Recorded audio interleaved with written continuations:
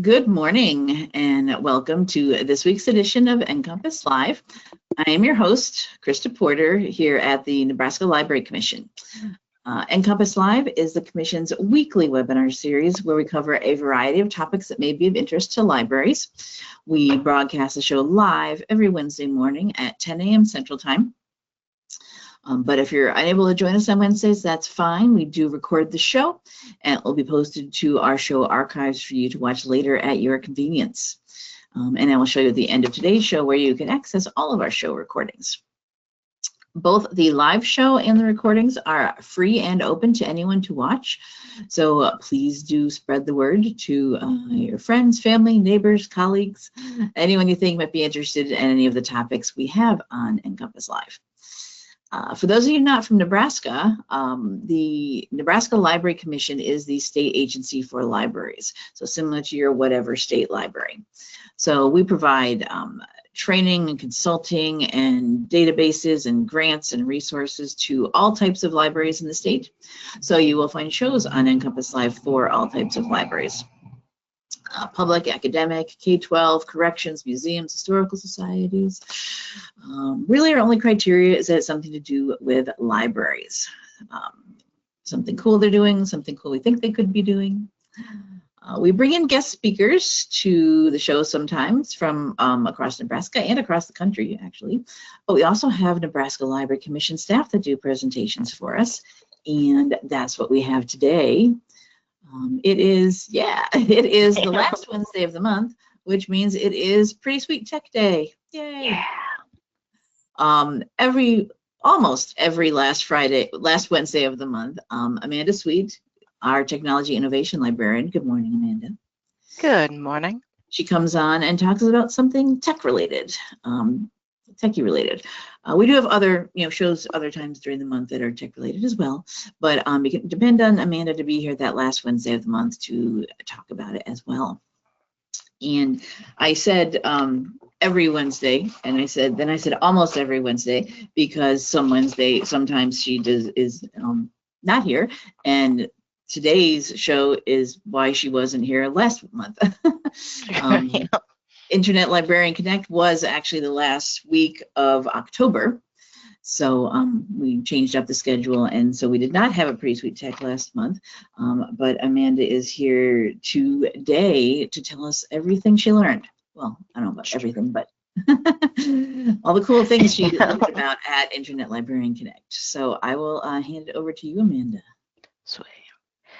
So it's time to talk about all the things. And every so often you may see me take a sip out of my little soup bowl, because who wants to waste hot broth? Come on, people. And let me skip over to, this is my little screenshot from it was a virtual conference this year. So right. They had like this fun little board on there where you can take a screenshot and put a little quote on there. So this is my little screenshot from the Wall of Awesomeness. I don't think they called it that, but you know. That's nice. Right. So I'll be. Yeah, and that's something to explain too. The Internet Librarian, it pre-COVID, I guess I would say, it was an in-person conference in Monterey, California, and it's kind of a companion conference to Computers in Libraries, which is held at in Washington D.C. Well, Crystal City, whatever, DC area, which is still in person, but Internet Librarian has now become just an online.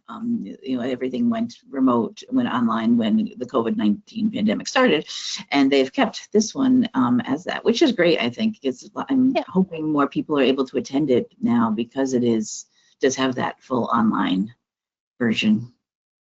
No, and now the people that are on the left side of the country are like, we liked it when you had something in Monterey, and then yeah. And I like to do it. Was actually for us in the middle of the country is perfect because you can go to DC or you can go to California, and it's basically the same distance and same kind of trip. So you can decide which one do I want to go to this time, or do both. Yeah, before that I usually did both too, but now it's actually easier to be able to do computers and libraries in DC and then do Internet Librarian just virtually. But I don't know. I think it will probably open up more opportunities for people that can just, budgets are being cut right now. It's a whole big thing. So it'll be easier for folks to be able to access the information when you probably couldn't have before. Yeah, absolutely. But I do miss going to Monterey, but that's okay. I know. Like, I love that little, I miss Monterey. I really do. But so this is the feed loop portal. So this is they've been using this for I don't know how many years. It's been quite a while. So over here, you've got this is where the little event wall shows up. And this is actually the first time that I've clicked on this social wall because I just sadly just noticed it now. But oh yeah, this is cool. But the event feed's where it's at to like launch the photo booth and take the fun little picture. And then the sessions are where we're going to live over in most of this session here. So it starts off with a series of workshops that are on Monday. And I was giving a workshop on this one, so I wasn't able to attend the other ones. But this one was all about a whole hot mess of different AI and emerging tech tools. And yeah, and then I'll be talking about some of the trends that kind of popped up across the board in all of the other different sessions. And I was moderating 2 different tracks on 2 different days. So my trend was kind of locked in from there. But this year I also did something a little bit different. So because I'm not always able to attend all the different sessions and there's no way on the planet that I can go back through and watch all of these different videos because that would take forever and a day. So right.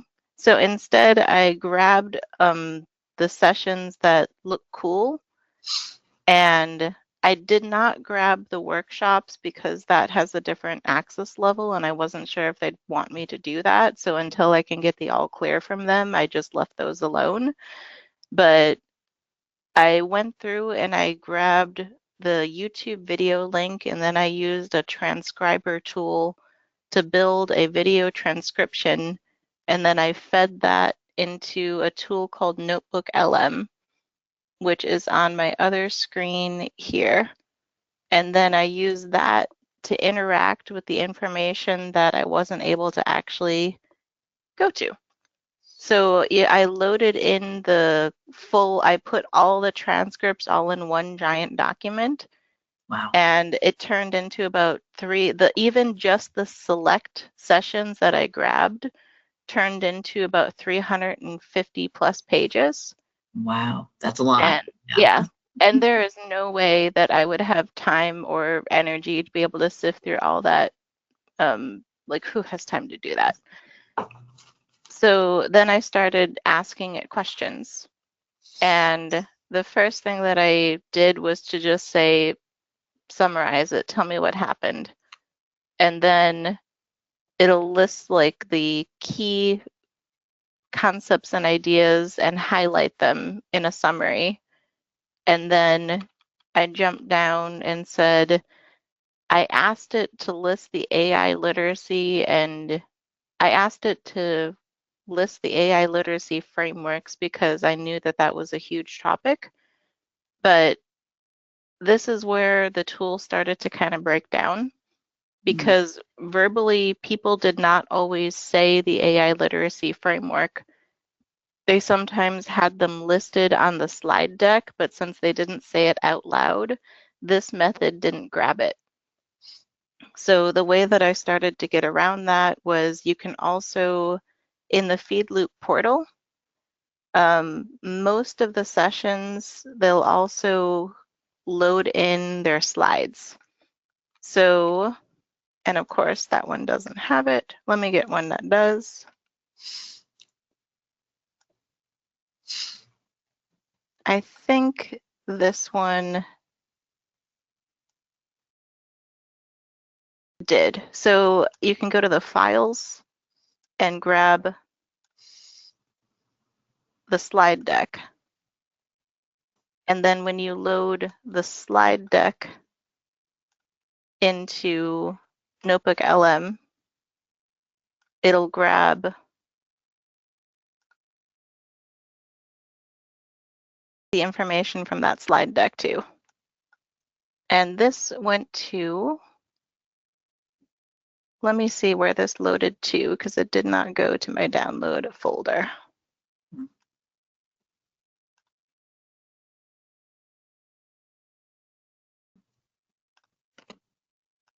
There.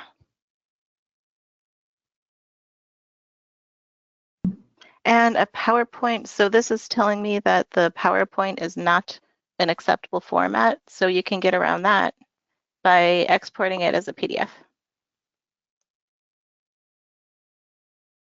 File, save.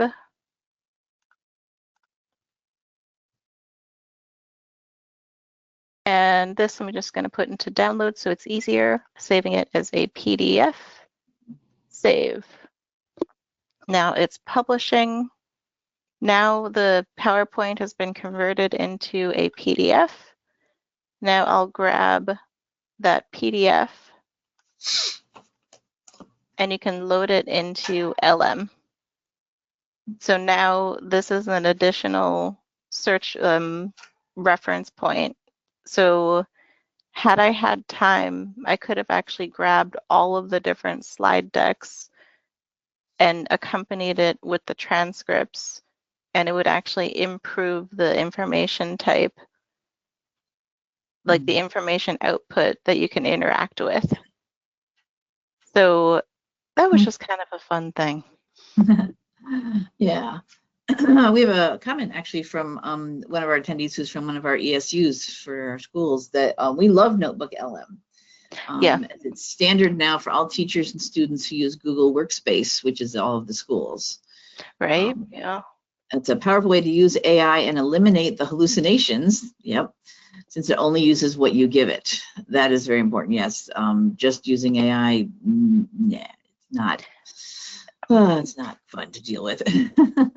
And even, and I should mention that even Notebook LM is not infallible. And you have to be really careful about the prompts that you actually do give it. Because if you were to tell it to list all websites, tools, and resources referenced,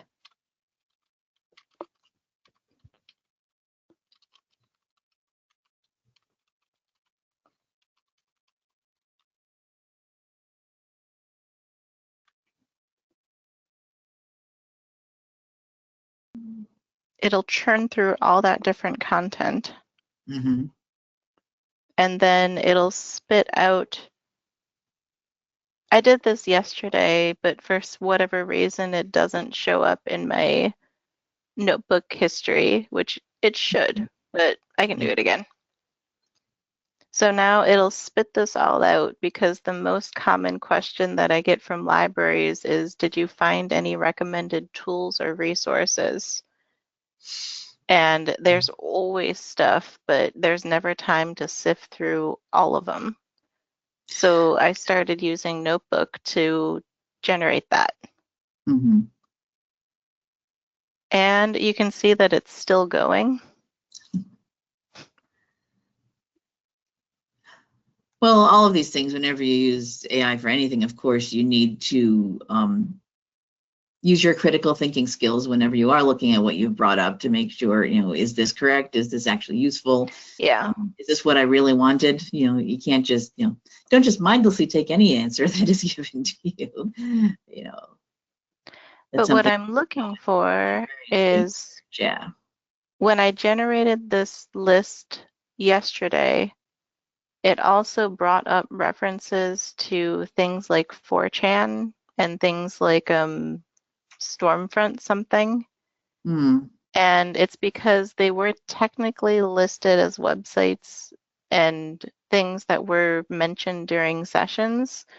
But when you look at the context of that session, it was actually it was referencing the output of a different AI hallucination. So then when I asked the AI to list the resources and the services and the organizations mentioned, it also spit that out. So AI is using its own hallucinations. Oh my gosh. right, yeah. Like, So when it was summarizing a session that was talking about AI hallucinations, this AI pulled it and just said, this was mentioned.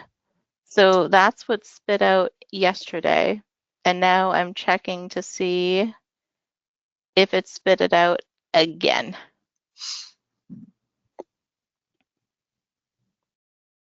Wow, there were a lot of different things mentioned. yeah. And it Well, even, how yeah, many days of conference? 3? yeah, yeah. So this, I'll grab this chart and let me just copy it and then I'll put it into Sheets blank. And now, just like that, you have, Spreadsheet. Yep. right? And then I will link this into the slide deck so it's all in one spot. Yes, and I will mention that after today's show, when you get the recording, we will have Amanda's slides as well as available for you. So once we get back to those slides, and as she's going through those, we will you'll have that as well. There. So I saved that and then I'll make it so that you can actually view it. Copy. And I waited until this moment to update this slide.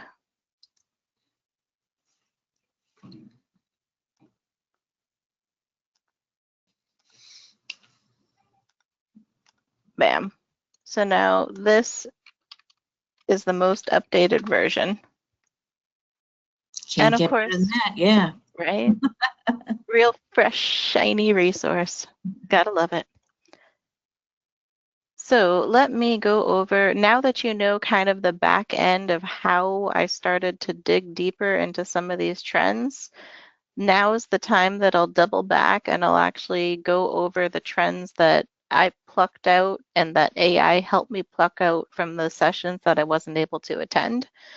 I focus more on the AI literacy and the digital divide and knowledge hub side, but I wasn't able to make it to some of the library management strategy and some of the cybersecurity ones I wasn't able to make it to. So the top on the list of what libraries are concerned about is that because of all the different funding situations and all that stuff, there is a potential for re-expanding the digital divide after we had just made a whole bunch of progress toward it. So there were quite a few sessions and quite a lot of discussion about what the new digital divide looks like, and then what we can do about it to prevent it from getting worse and continue closing that gap so that our communities actually have the tools and resources they need. And so I'll talk a little bit about that. And then I'll go over into, we all knew AI was going to crop up there. I mean, that's not a huge surprise.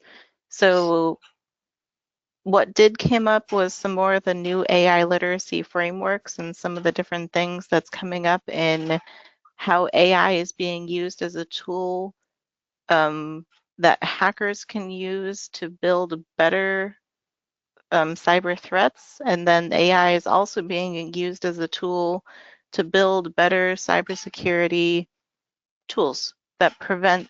So it's basically like AI and AI crime. And it's a whole big thing, which is also not incredibly surprising, but I'll talk about some of the tools and resources that cropped up. And I did not manually grab it because you just saw me to generate the list, and who wants to build all that like a sucker? So the next thing that I did was to say, now that we have all this AI literacy stuff, And everyone's saying that AI is going to be changing how we breathe and work, live, everything. Now there's I won't say that this is a new trend, like the term futurist has been around forever. Yeah. And futurists are basically just trying to track trends and figure out and predict what the future is going to look like to build better strategy and figure out which services and resources libraries should be providing. And futurist is not specific to libraries. It's it's basically across industries. There are AI futurists, there are tech futurists, there are insert industry here, and there's a futurist. So this just got to be a popularized term again. Apparently it's like bell bottoms and it's coming back. And so then the next one is the futurists are predicting that there's going to be a different style of management that has to crop up. And this was the adaptive management was also one of the trends that my little notebook LM plucked out for me.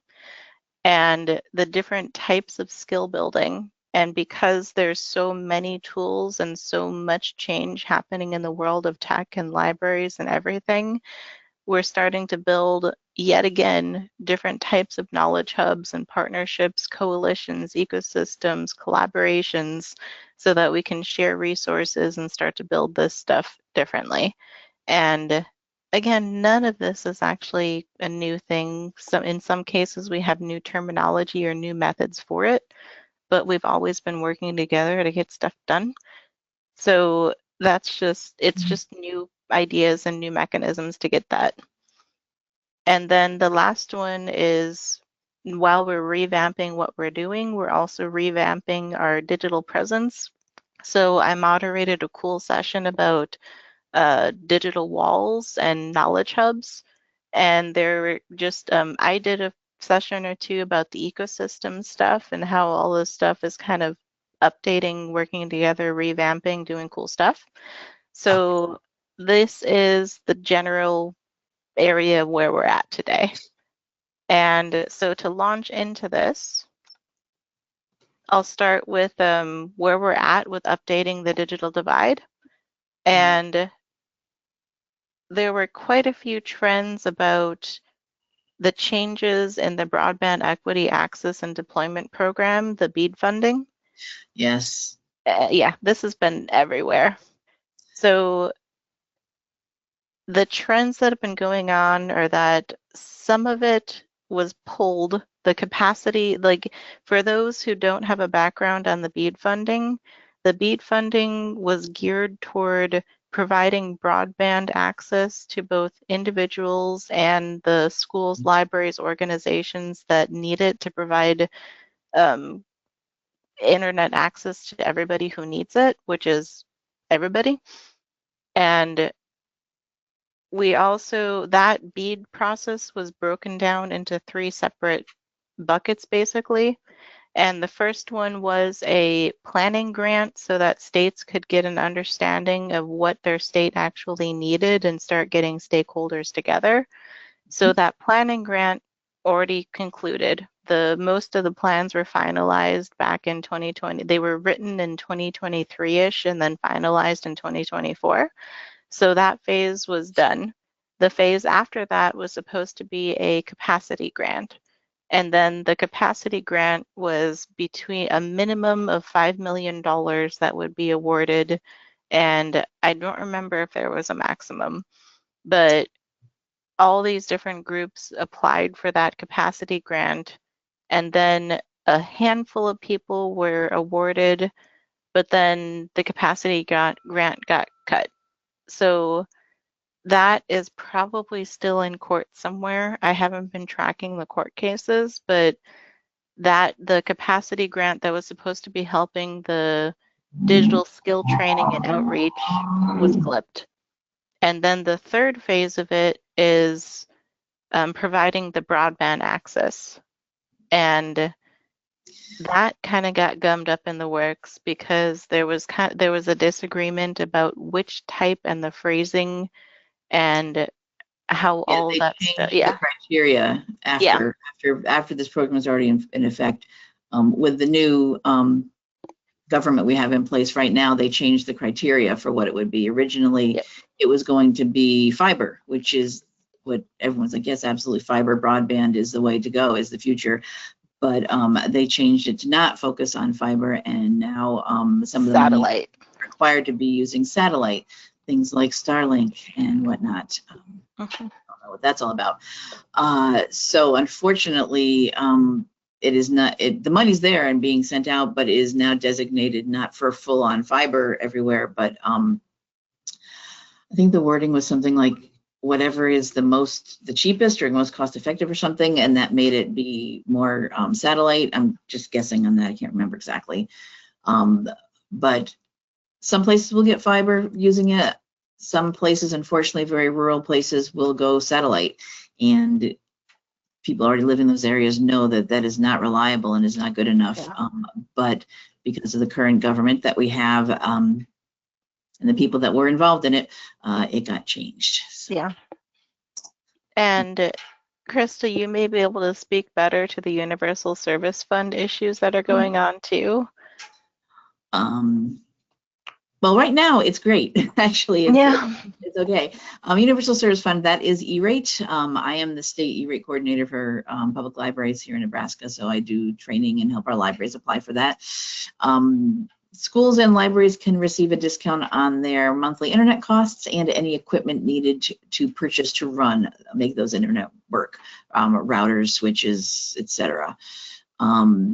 There have been some court cases about it. Some organization is trying to say it is an unfair, the way the money is collected is wrong, is not legal.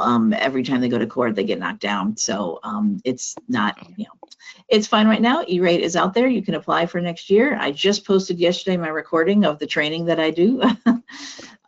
So that is a way definitely to upgrade. And if you do not have fiber in your community, there is at your library, you can also use it to bring fiber. There's a fiber special construction part of it that E-rate will give you a discount on doing that construction and bringing it to your library. So if you like I said, we talk about how this BEAD is making people is not focusing on fiber, but fiber is still out there, and service providers are still putting it out. And you can use Universal Service Fund, use E-rate to get that fiber to your library, and then get a discount on the monthly cost of that. Yeah. And some of the grumblings that were going through by some of the speakers were that there were more threats that were going to USF. Mm-hmm. And yeah, so there was just some uncertainty and trying to figure out how we can get the word out there and say, we actually do need this, and this system is actually working pretty decently. So there was some, how can we share the story of how this is going right now and let people in the outside world know that there's some awesomeness happening. Mm-hmm. And the Universal Service Fund, it's not just for our schools and libraries. I should mention too that there are 4 different programs. There's the schools and libraries one, but they also give discounts to healthcare facilities and anything, healthcare and, so hospitals, anything healthcare related. There's also a low income option, which is low income for anyone who is low income, and then there's a high cost program to help people in areas like Alaska or somewhere where it is very expensive to even get internet. You can get a discount because the cost of the internet service is just high. So there's that if it's really high cost, and there's the low income for people who struggle. So it does a lot of good work. And Shelby, I see you're showing your email there. Yeah.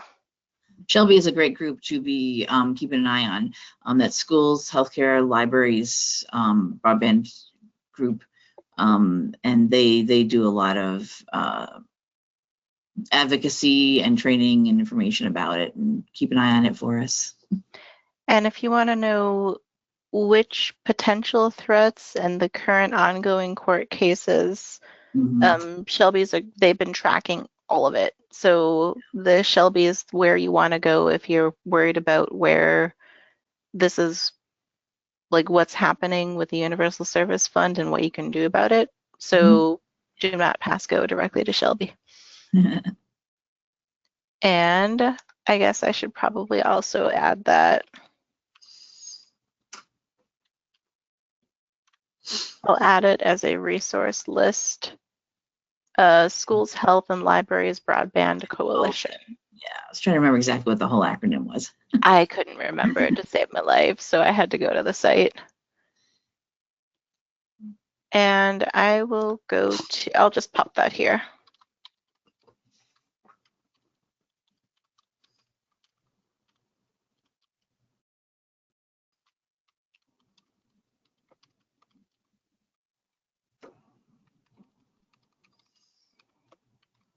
There.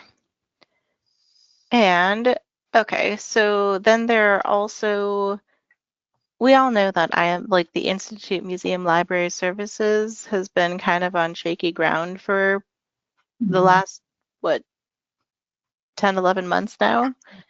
So there was also a lot of discussion. They actually brought some folks in from IMLS, and then they brought some people in from ALA that were all talking about what was going on with IMLS, kind of the current concerns, what the current status is.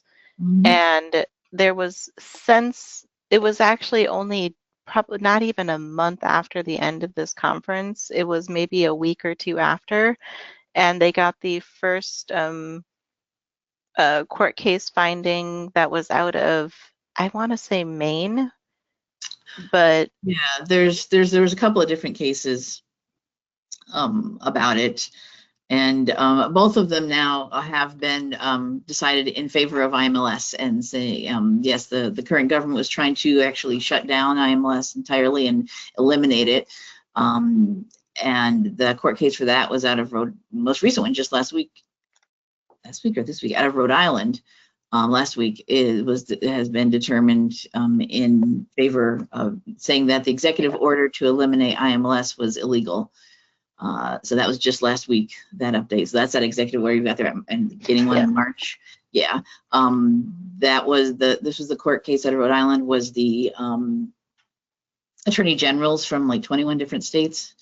And yeah, just last week it was announced and determined that the executive order was illegal. The president does not have the power to eliminate an agency that is actually created and funded through Congress. So, so that, and yeah. so I will also add this to the notebook just so that it's easier to be able to find and interact with it. And luckily, as far as funding is concerned, that was also something that was a concern, that the original, the president's recommendation was to eliminate the program and only give it enough money to shut itself down, eliminate that organization. Yeah. But both the House and the Senate's, we had the government shut down and it just reopened. Yay. Money is flowing now again. And we just received our IMLS funding, which is good for us here. Yeah. But both the Senate and the House budget appropriations documents do include the regular full funding for IMLS and keeping it running. So Congress does not, both House and Senate do not agree with the president wanting to eliminate it. So that's good.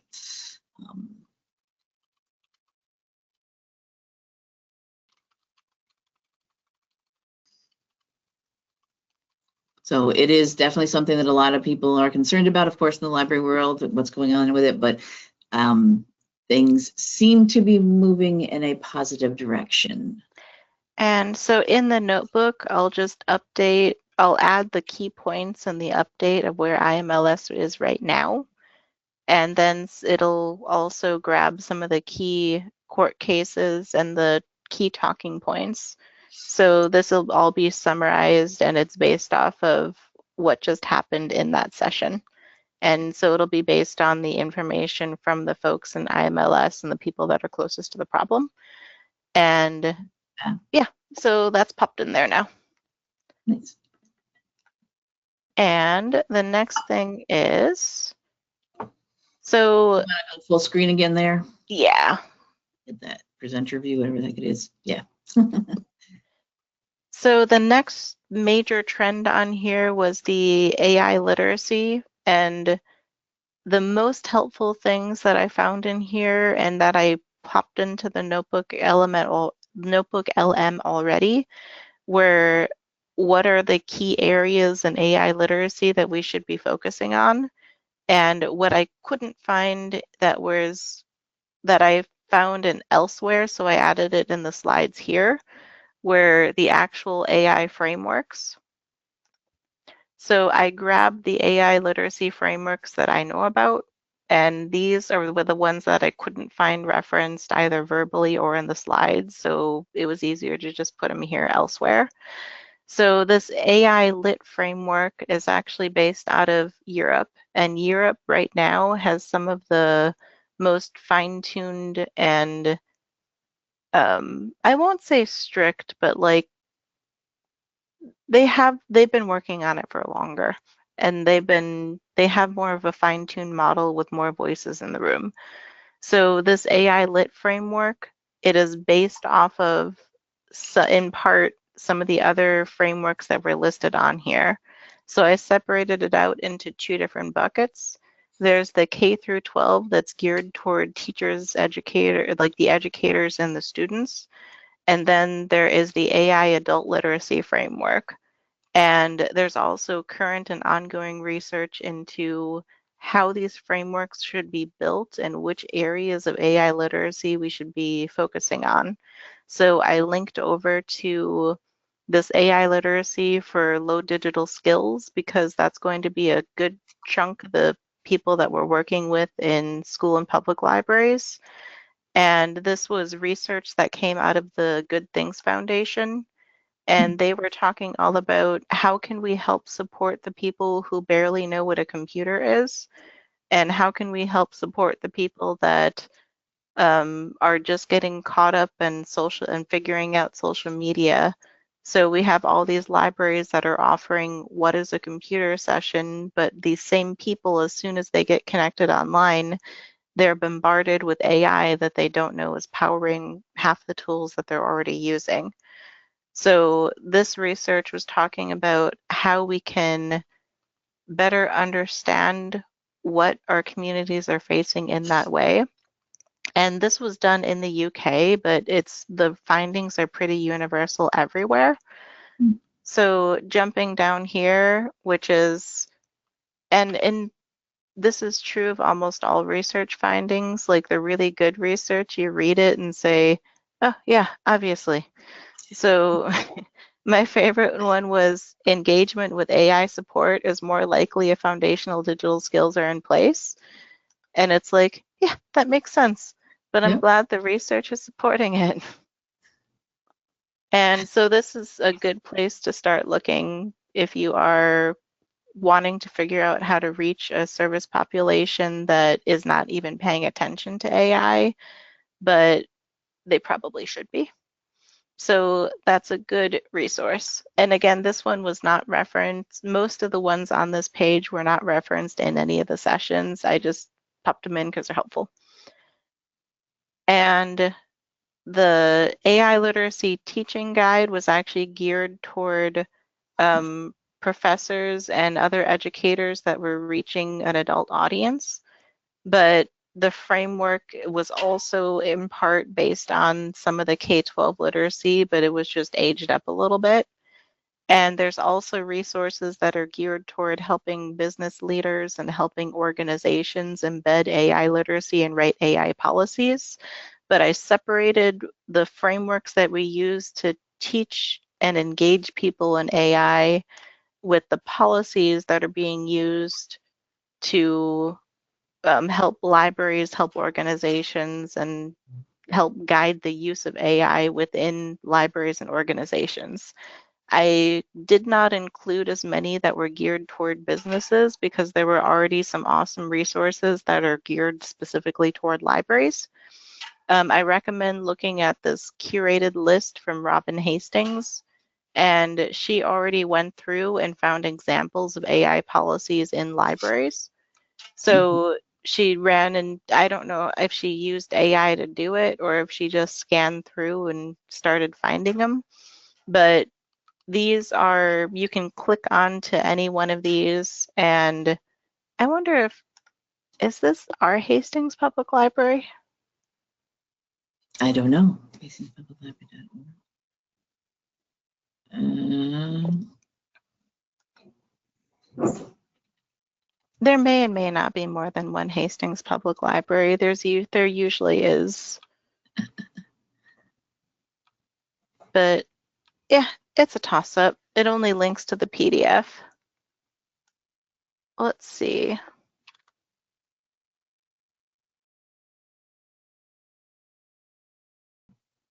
no, that No, Hastings, HastingsPublicLibrary.org Michigan. Okay. is Michigan, yes. Yeah. Well, I had to check. But so that's a good resource to start looking for examples to model off of. And I'm assuming that it's curated for quality and for all the good things. And she included some awesome templates and resources. So, and I love Beth and Phaedra. They go through Internet Librarian and Computers and Libraries a lot, and I've met both of them. They're awesome.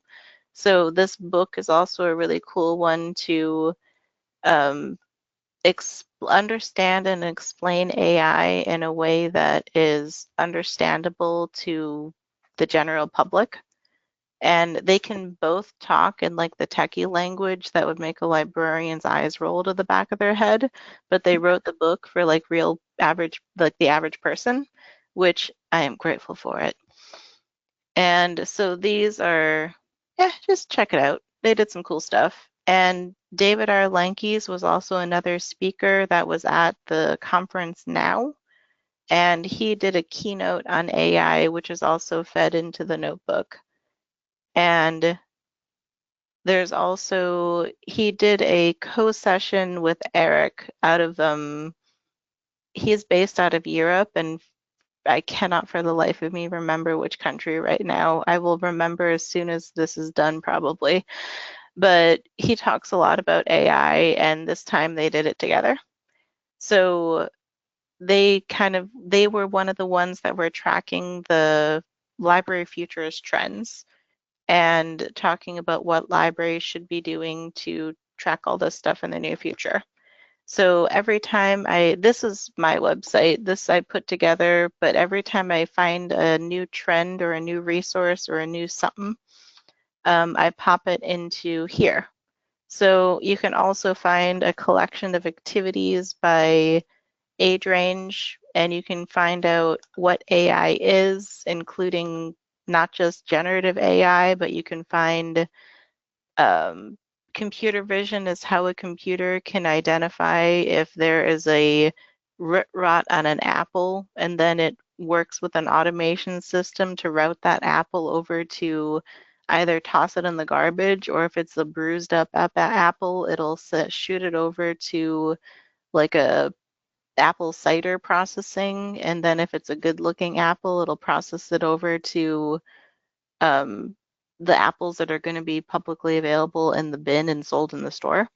So that's, you can find like the variety of different ways that AI is actually being used and start going beyond just AI can make cool images or generate text or do all this stuff. So look beyond generative AI if you want a full understanding of what AI is. But most of the sessions that were in this, with the exception of the agentic AI sessions, they were all about generative AI. And as libraries, we need to go beyond that. So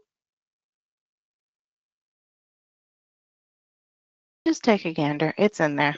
But the reason I went to this was because most of the issues that came up in this conference, I've already popped into the key issues of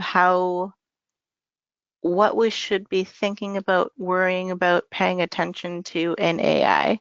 So instead of putting it all onto a new slide, I just linked over to this curated resource pack that I already put together.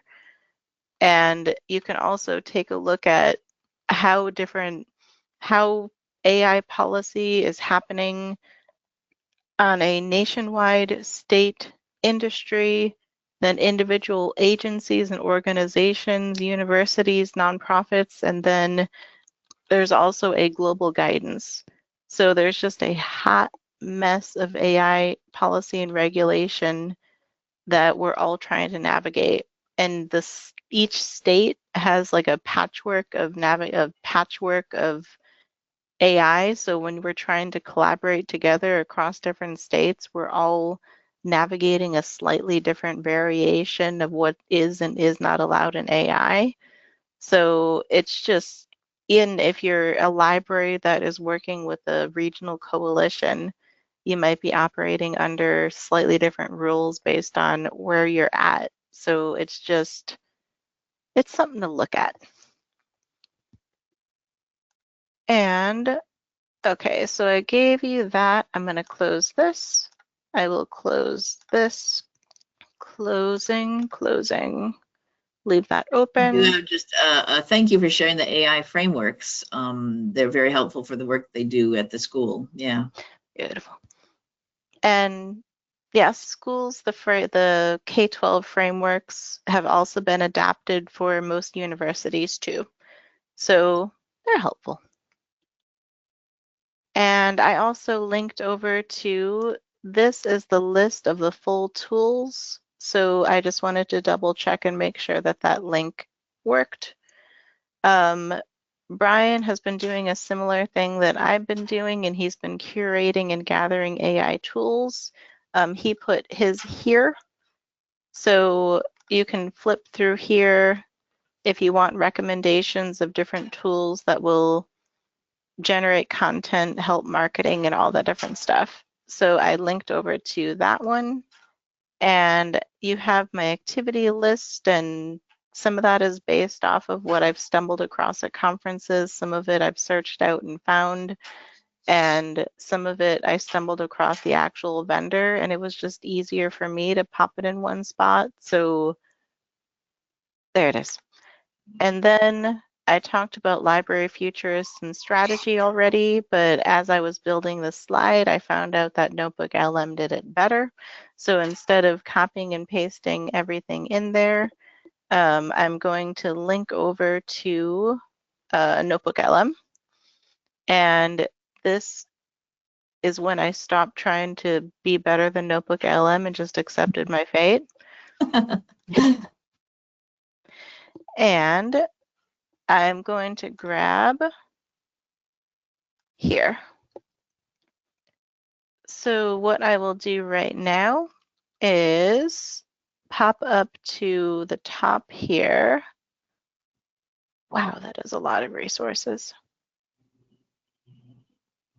I will clean that up because I'm sure that some things, like here, this was the Breitbart and RT.com. We don't want to be sending librarians or any other people over to some of these Russian state-backed propaganda site. No. So depending on how you prompt Notebook LM or an AI, like if you tell it to say list all referenced websites, this was a website that was referenced. You just don't want to share it out as a resource because it's not, and we don't want it to be. Mm-hmm. So this is what I was talking about having to manually review and not just blindly use what this spits out. And PubMed PubMed is a good resource. Yes. But it's also not as relevant in a list of digital tools and digital skill resources. So PubMed was actually referenced in a session about databases that are currently being altered or will be potentially cut by government funding. And they already reduced the funding to PubMed. So because PubMed was referenced in a session about database alteration and reduction, it landed in this list too. So it's just something to be concerned to think about when you're just going through, and when you look at this list as a whole, it's incredibly helpful. and it's awesome, but it still needs fine tuning. Mhm. And maybe just even though I will be reviewing through this, it doesn't hurt for you to review through it too. We'll put it that way. And I'm going to jump down to what I was heading for before.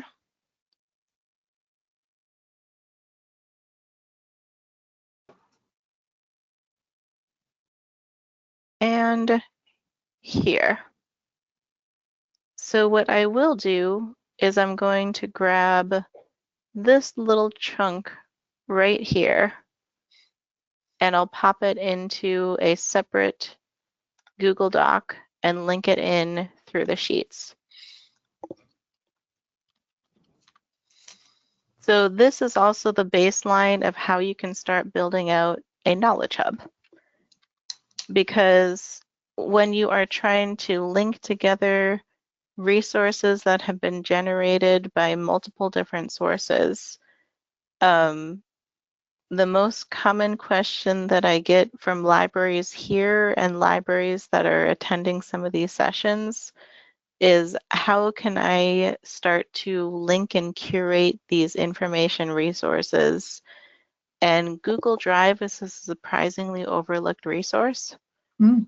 So just the same way that I just link together, and so now this is the primary discovery layer and source document.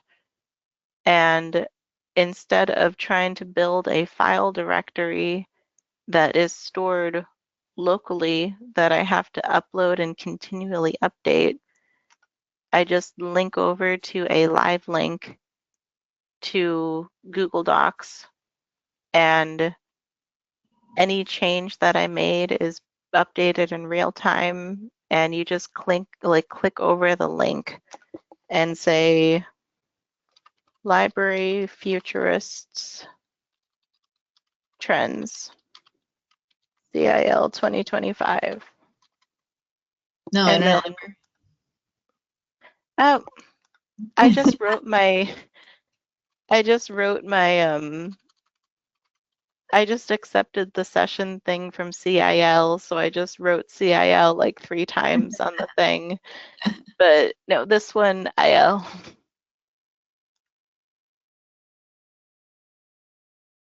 And update view. And now instead of putting a different trend,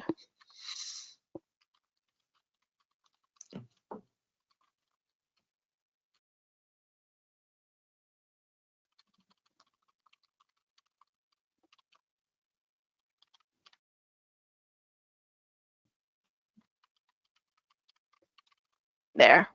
Because the other thing that came up is that in digital literacy, we should be doing better to notate when things were supported or generated by Notebook LM instead of by a human hand. So whenever you see this notation, you can know that you should take the output with a grain of salt, because you just saw me generate this list, but you did not see me read and review through it to ensure everything is phrased accurately and linked back to where it should be. And you don't know, even though we know as librarians that Notebook LM is good and that it will link back to the source document so you can click on it and find the context. If you're not familiar with Notebook LM and you don't know that it does that, you should be extra sure that you're verifying and double checking that source. Yeah. And when you copy this output, it does not link to that source information. None of those notations show up in here, because anything that's copied as an output is not automatically linked to the source information that's stored inside Notebook LM.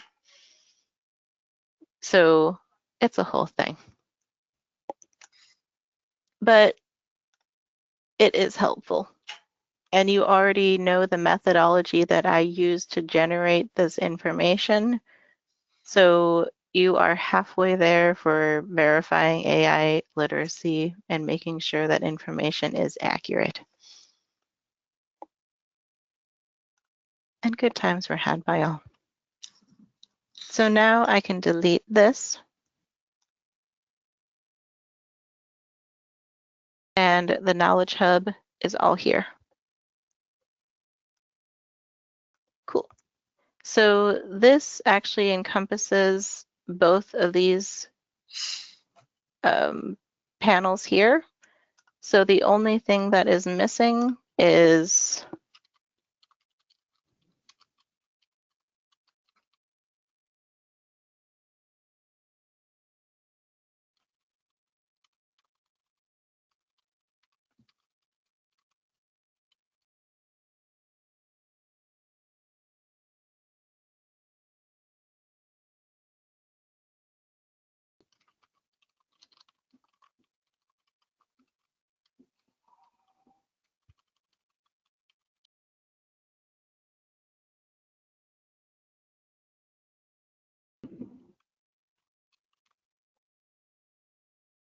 I could probably fine tune that prompt a little bit, but you get the idea. You're just doing it off the cuff, yeah. Pretty much. And when you actually get these results, you can start asking related questions, and they actually recommend different follow-up questions based off of the content that was generated. So that is helpful. And again, this is only a subset of the sessions that I grabbed. So if I had put all of them in here, it would probably give even better information. So let me grab this and I'll pop it into another sheet. So, and we are almost at the 11 o'clock hour. So if anyone has any questions, comments, concerns about any of this, feel free to ask, pop it in the chat, do what you gotta do. And I will give you a second to do that while I pop in a new document. And the other thing is that when you generate stuff this way, I could not tell you anything that this just generated. I know offhand that it's formatted well.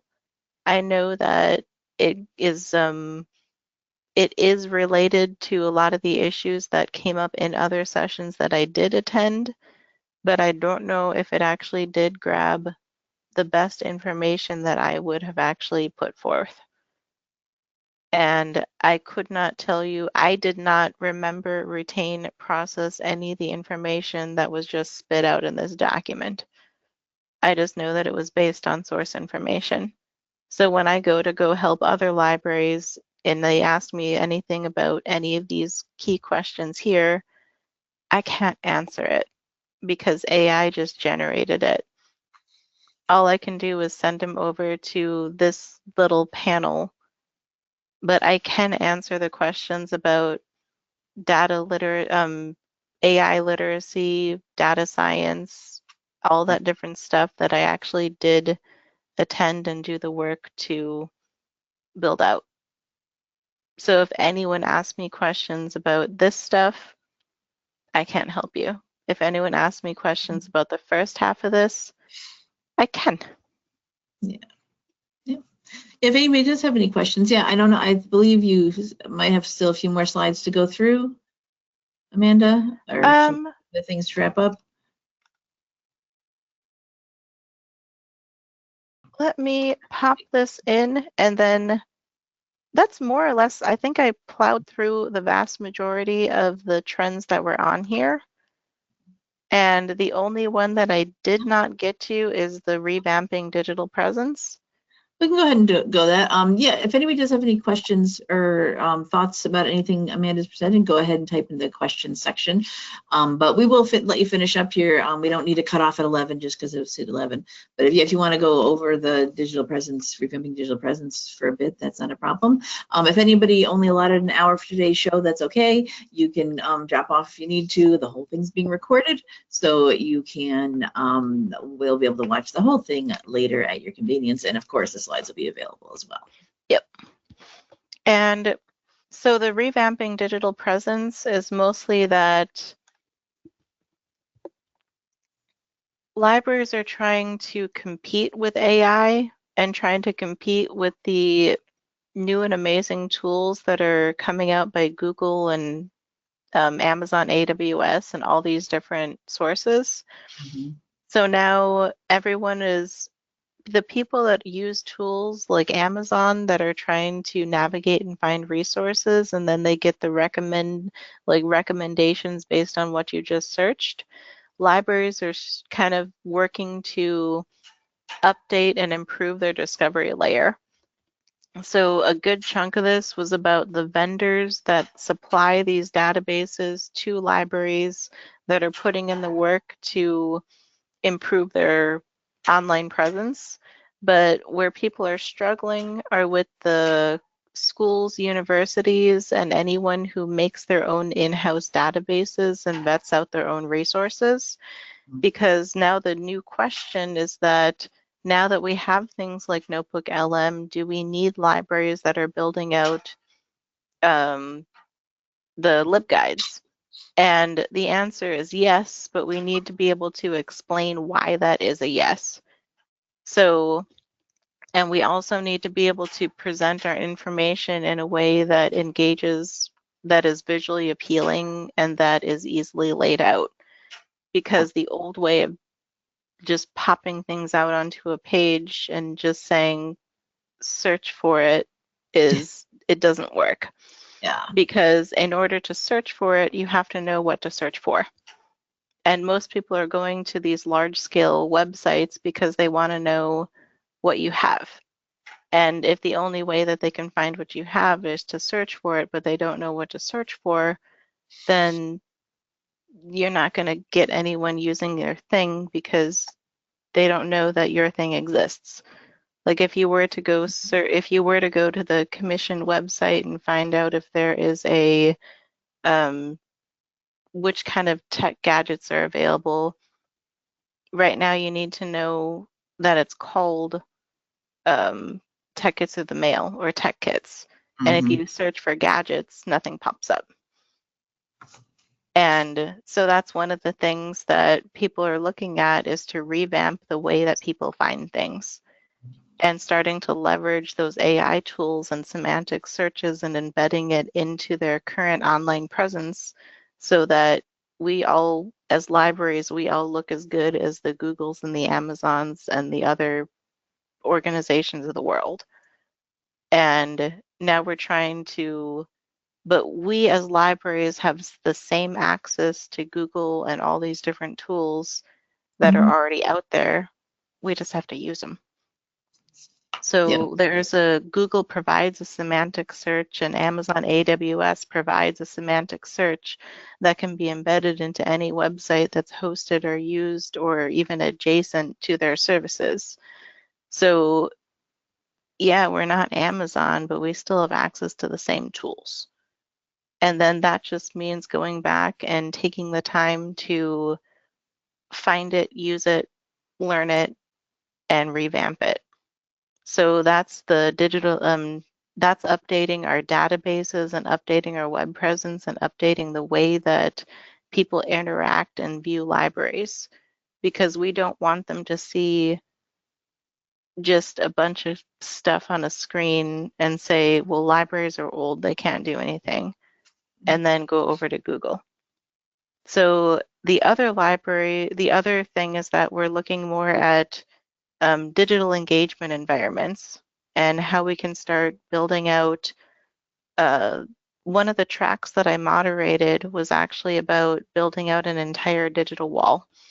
And when I say digital wall, like I mean it. Like they went whole hog. Digital walls. This is the one.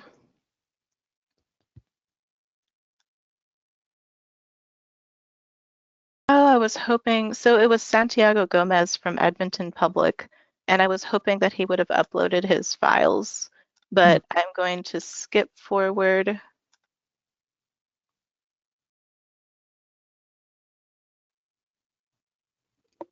This is an entire digital wall.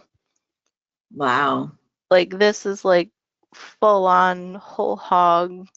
You can walk up to the screen and find like little, and these are all 3D designed dinosaurs. They had one for space. They had one for all these different themes. And now they have an entire design team that's putting these interactions together. And people are just flocking to it. And he mentioned the vendor in here that he uses. I think I linked to it, multiaction.com. And this is what AI can't do. If I hadn't attended the session and actually interact with it and process the information, I would not know that this link was over here or that image was up there, so I wouldn't have the memory recall to be able to go to that right session and talk about it. So there is that. So if you're looking for the vendor that actually does the digital walls, these are Multi-Action is the one that they used. And they have different levels and layers of it. So you can do the full-on digital wall, or you can do a segment of a wall. And they have some really awesome different options in here. So I loved this when I saw it. So if you want to take a gander at it, I will also link this.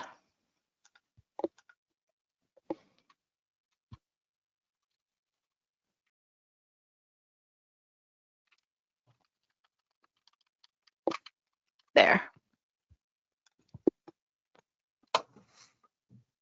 And the other thing that I was going to pop open in FeedLoop is,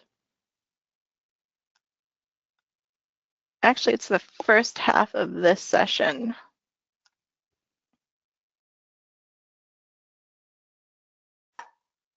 And it was earlier in here. So they built more digital engagement slide. So they have a physical bookshelf, and then embedded inside that physical bookshelf are augmented reality experiences.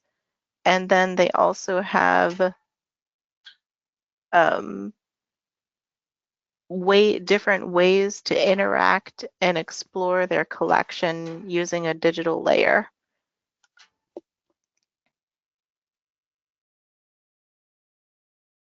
So they work with, they are based out of a university. So they are open to the public, but they work primarily with classes and professors. So they asked each different professor to designate a single shelf in the library and start building digital engagements over the physical shelf so that you can get an added layer of awesomeness. And this was sort of another way that we can start bringing attention to what our collections look like and bringing attention to what the professors and everyone wants people to know about. And then they added you can put a book onto this little podium, and then the AI will recommend a career that's related to that book. So you can start understanding what the careers of the future and start exploring who you are and what you might want to be by bridging together that physical print book with a digital augmentation. So this is one of those library futurist trends about how we can start revamping and bridging into what the future looks like. And this one was just kind of a cool session. I'm glad I moderated this one. All right, so that is more or less where we're at with being able to revamp digital presence, because it used to always be how can we fix our website, and now it turned into how More than can we start to how can we start to engage the website. metaverse? How can we add augmented reality? How can we connect the digital and the physical to be able to build new experiences? So welcome to the future.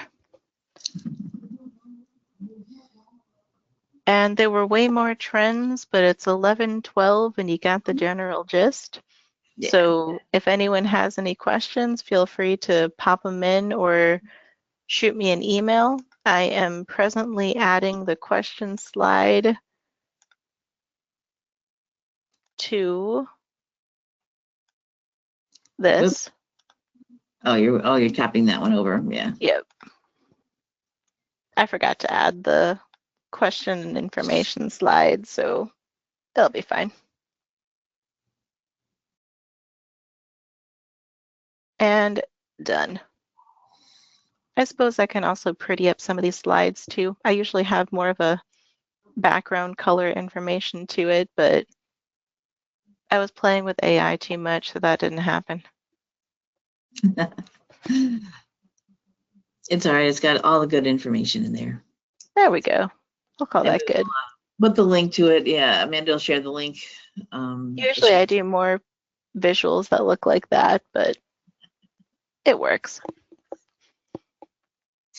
Good comment though. Plain slides are good for accessibility. Always True. have to think about that. Yep. That is true. Don't want to go too busy and yeah.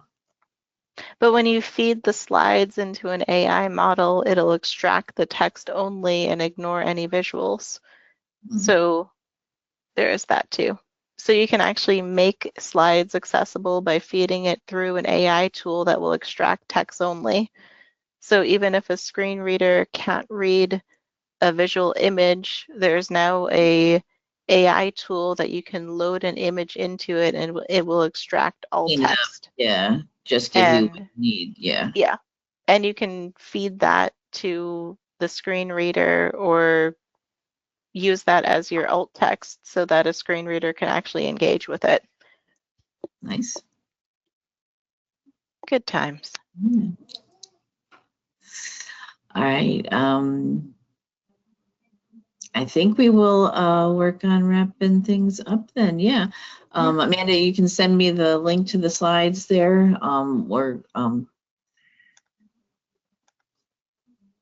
I will pop it in the chat. Yeah, usually put it in there. Yeah. And Plus, it is about time for more coffee. Day before a holiday. Yes. All right, I've got the slides here. Perfect. And I will. Yeah. All right. Cool. I've got the link. Sweet. All right. So I think we'll wrap things up here. Thank you so much, Amanda, for attending, of course, and telling us all about all the cool things you saw, important things at Internet Librarian Connect. There is a lot, yes, understandable. There is that what they call it, the replay option. If you do want to get access to those videos and things that Amanda was showing, you can purchase that. Extra access, even if you don't get to attend the conference in person. If you go to their site, they have if you go to find out more,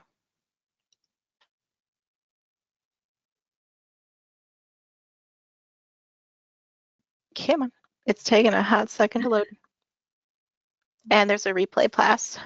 Yeah, that's what I knew something.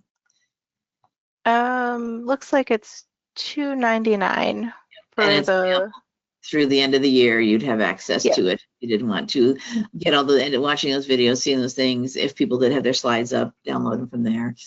But that's why we bring Amanda on to talk about some of the topics, because you might not be able to do that. But Even grabbing all that and feeding it into Notebook LM also took a hot second too. So there was that. We do have another comment just saying, always great nuggets of knowledge to chew on. Thank you. Yes. Thank you. All right, I'm going to pull presenter control over to my screen to do my little wrap up here. And you can see here I do have Amanda's slides. I said today's show is recorded, and if we go to our main NCompass Live page, use whatever your search engine of choice is. You'll find our main page. These are our upcoming shows, but right underneath there is linked to our archive shows.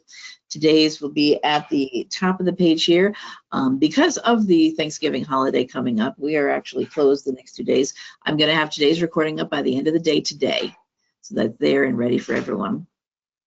Everyone who attended today's show and registered will get an email from me letting you know when the recording is ready and available here. And I said there'll be a link to the recording on our YouTube channel and a link to Amanda's slides that you all have access to. We do have a Facebook page for social media. If you like to use Facebook, give us a like. We put reminders here, log into today's show. I have other announcements of things I put through here, reminding you of upcoming shows and when the recording is available. I post on here as well. Use the hashtag NCompLive for the show. And I even add Pretty Sweet Tech for whenever is a Pretty Sweet Tech session. We also post to the Library Commission's Instagram account too. So if you follow the Library Commission over there, you will see interspersed in there notices about NCompass Live. Sweet. Yeah. So that is for today's show. Thank you everybody for being here. Thank you so much, Amanda. Amanda is back, I think, December 31st. That's the last Wednesday in December. It is New Year's Eve, December 31st. I think we're on schedule to do that. Topic to be determined. Actually, I'll probably do the virtual makerspace thing because I already have that session together. Oh yeah, absolutely. How to build a virtual makerspace. That would be cool. Yeah, send me a description. We'll get that info up there. Yeah. Sweet. So please do keep your eyes open, sign up for that. And these are our upcoming shows. And even into 2026, I've got things scheduled. But next week will be Social Media Show and Tell. Sarah Richter, who's from Lonsdale, Minnesota Public Library, will be talking about how to use social media to communicate and engage with patrons. Kind of relates to what you were talking about, getting them to know, what do we have? What do we do here? What does the library have to offer you? How do you get that info out? So please do sign up and join us for that show and any of the other upcoming ones. There's a 99% chance that I will be not doing a show on the 24th. That's the day before Christmas. I don't have anything yet, but I'm thinking I might just take that day off. Oh, December 31st. Am I still in Wisconsin then? I don't know. Are I you? might be. We'll discuss it. We'll figure it out. Cool. All right. So thank you everybody for being here, and thank you, Amanda, and I hope we'll see you all on a future episode of NCompass Live. Bye-bye.